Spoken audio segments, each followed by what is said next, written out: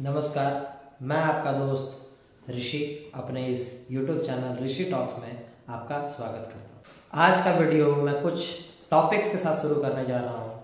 जिस टॉपिक्स को मैं बोलूँ तो आपको भी सुनने में अजीब लगेगा कि बिहार का तुगलक क्या अब नहीं रहा? क्या बिहार में अब तुगलकी फरमान नहीं चलेंगे? क्या बिहार सरकार ने कर दी है तुगलक मुख्य शिक्षा सचिव की छुट्टी? तो मैं अपने इस वीडियो की शुरुआत हमारे शिक्षा के मुख्य सचिव के पाठक सर से करता हूँ। हमारे मुख्य सचिव शिक्षा के मुख्य सचिव के पाठक सर अपने तुगलकी बयानों से, तुगलकी फरमानों से जाने जाते थे। सर का अंदाज जो था वो कुछ अलग ही था, जो जनता के बीच में तो काफ़ी पॉपुलर हुए इस चीज़ के लिए क्योंकि बहुत भारी मात्रा में बीपीएससी से रोजगार मिला और बहुत भारी मात्रा में शिक्षकों की बहाली हुई। लेकिन कहीं ना कहीं बीपीएससी के जितने भी शिक्षक बहाल हुए वो लोग हताहत रहे हमारे के पाठक सर से। के पाठक सर वाकई एक अच्छे आईएएस ऑफिसर हो सकते हैं और उनका ये सोच था कि वो शिक्षा में एक क्रांति लाएंगे, लेकिन वो क्रांति लाने के चक्कर में शिक्षक को एक लेबर बना बैठे। सर ने ये ध्यान ही नहीं दिया कि वो शिक्षक बहाल कर रहे हैं, बिहार सरकार शिक्षक बहाल कर रही है, लेबर नहीं, दिहाड़ी लेबर बिहार सरकार ने नहीं निकाला था बीपीएससी के जरिए। बीपीएससी ने जो भी बहाली निकाली बीपीएससी शिक्षकों की, वो बीपीएससी शिक्षक अभी अलग अलग जगह पोस्टिंग उन लोगों का हुआ है और अभी फिर से नियुक्ति पत्र बांटा जाना है।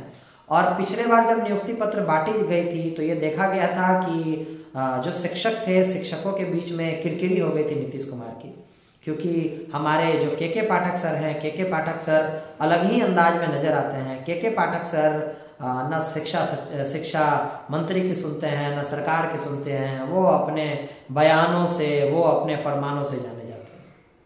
लेकिन आज के अखबार में ये मैंने पढ़ा कि के पाठक का छुट्टी 2 दिन का और बढ़ा दिया गया है। तो मैं ये उससे कंक्लूड कर पाया कि शायद ये छुट्टी नहीं है, ये शिक्षा विभाग से उनकी छुट्टी है, क्योंकि शिक्षा विभाग एक ऐसा विभाग है जहाँ पे शिक्षकों को नियुक्त किया गया और शिक्षकों को ये निर्देश दिया जाता है कि वो किस तरह से शिक्षा को और अच्छा कर सके। लेकिन इसमें के पाठक सर का तुगलकी बयान हमेशा सामने आता था। और आज मैंने देखा कि बैद्यनाथ यादव नाम के एक सीनियर आईएएस ऑफिसर को शिक्षा सचिव का भार सौंपा गया है। नए शिक्षा सचिव से एक ही चीज़ कहना चाहूँगा कि सर आप अच्छे से काम करना, आप भी शिक्षा को बढ़ाना, आप भी शिक्षा में बेहतरी का सोचना, लेकिन सर शिक्षकों की हत्या करके, शिक्षकों की अधिकारों की हत्या करके आप कभी भी अच्छा शिक्षा नहीं ला सकते। क्योंकि सर जब मुझे पता चला कि शिक्षकों को अधिकार नहीं है अपने बात को रखने का, जब मुझे पता चला कि शिक्षकों को अधिकार नहीं है अपना एक एसोसिएशन बनाने का, एक संघ बनाने का, तो मुझे ये सुनकर बहुत बुरा लगा। बुरा इसलिए नहीं लगा क्योंकि मेरे आस पड़ोस में भी बहुत सारे लोग शिक्षक बने हैं, नए बीपीएससी से शिक्षक बने हैं, बल्कि बुरा इसलिए लगा कि मैं एक अधिवक्ता हूँ और मैं किसी डिपार्टमेंट में ये देखूं कि वहाँ संविधान का गला घोटा जा रहा है, तो मुझे ये बहुत बुरा लगा। और मैंने ये कंक्लूड किया कि शिक्षक को इस चीज़ के लिए खड़ा होना चाहिए। और मैंने कई शिक्षकों से कहा कि क्यों नहीं आप लोग इसके खिलाफ आवाज़ उठाते, तो उन्होंने कहा कि हमें आवाज़ उठाने का अधिकार नहीं है, अगर हम आवाज़ उठाएंगे तो हमें सस्पेंड कर दिया जाएगा, और सस्पेंड ही नहीं हमें बर्खास्त भी किया जा सकता है। मैंने पूछा ये किसके द्वारा आपने सुना है भाई?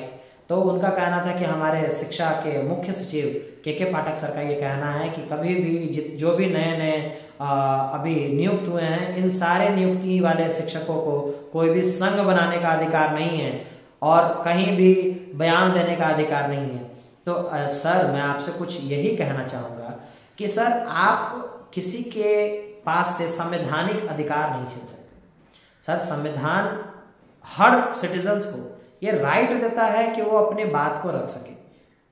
अगर सर आप कानून को पढ़े हो, और मुझे लगता है सर आप एक आईएएस ऑफिसर हैं तो आप संविधान तो जरूर ही पढ़े हो, संविधान के अनुच्छेद 19 एक ए में, अनुच्छेद आर्टिकल 19(1)(a) में ये क्लियरली लिखा हुआ है कि हर सिटीजन को अपना राइट है बात रखने का। बात रखने का राइट होने का मतलब यह है कि वो लोग अपनी चीज़ों को, अपनी तकलीफ़ों को सरकार को बता सकते हैं और आप ये अधिकार उनसे छीन नहीं सकते, क्योंकि ये उनका मौलिक अधिकार है जो उन्हें संविधान से मिला है।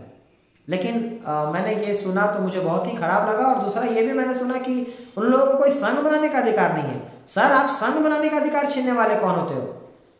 आप संघ बनाने का अधिकार किसी से नहीं छीन सकते ना, क्योंकि आर्टिकल 19(1)(c) में ये क्लियरली स्टेटेड है कि हर सिटीजन को अपना एसोसिएशन बनाने का, अपना ग्रुपिंग करने का अधिकार है और उस ग्रुप से, उस एसोसिएशन से वो लोग पीसफुल प्रोटेस्ट भी कर सकते हैं सर।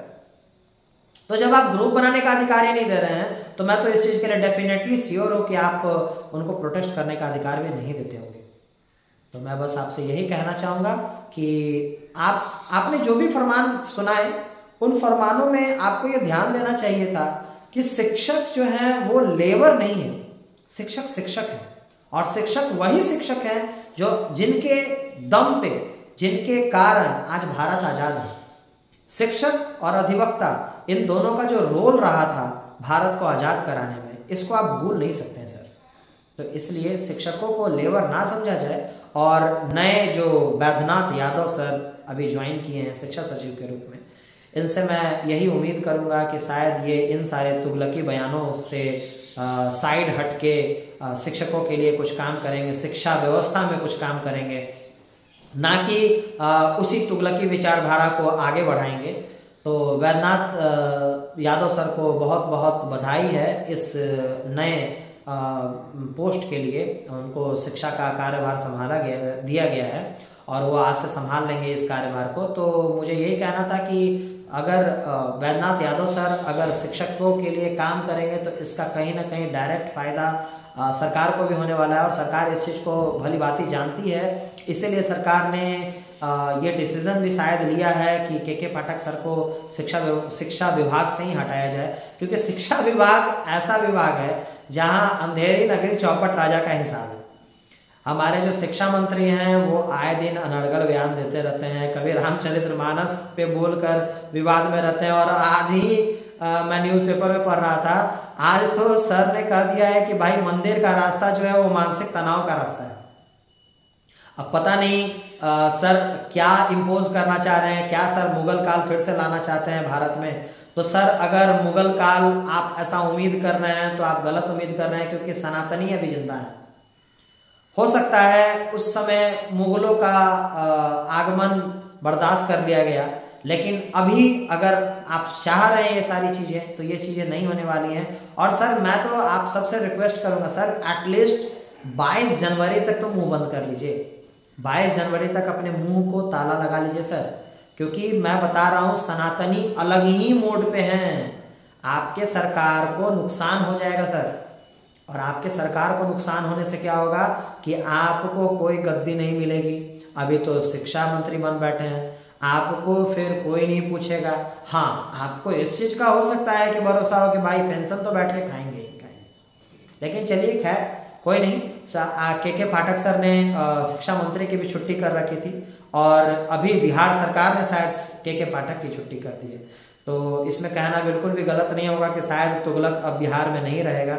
और तुगलक से मेरा मतलब क्या है ये शायद शिक्षक लोग समझ सकेंगे, इसलिए ये सारे शिक्षकों के लिए एक शायद गुड न्यूज़ है और उनके लिए उमंग का एक समय है कि के पाठक सर ने अभी कार्यभार बैद्यनाथ यादव सर को सौंप दिया है और बैद्यनाथ यादव सर अब नए शिक्षा सचिव के रूप में काम करेंगे।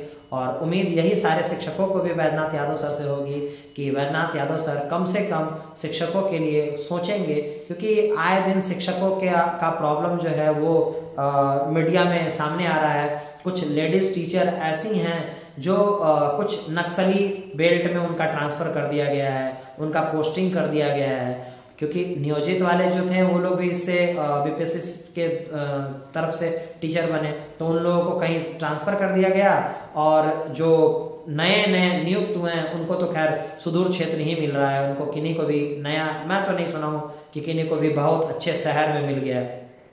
खैर कोई दिक्कत नहीं है, गांव में ही आप काम करवाइए, आप इंफ्रास्ट्रक्चर वैसा कीजिए कि आप गांव में काम करवा सकिए शिक्षकों से, उससे कोई दिक्कत नहीं है। लेकिन हाँ, बहुत जगह सुनने में आया कि ये जो सर का तुगलकी फरमान था 9 से 5 जो था सर, ये फरमान नहीं कह सकते हैं, ये आप इससे एक शिक्षक को दिहाड़ी मजदूर बना के रख दिए थे।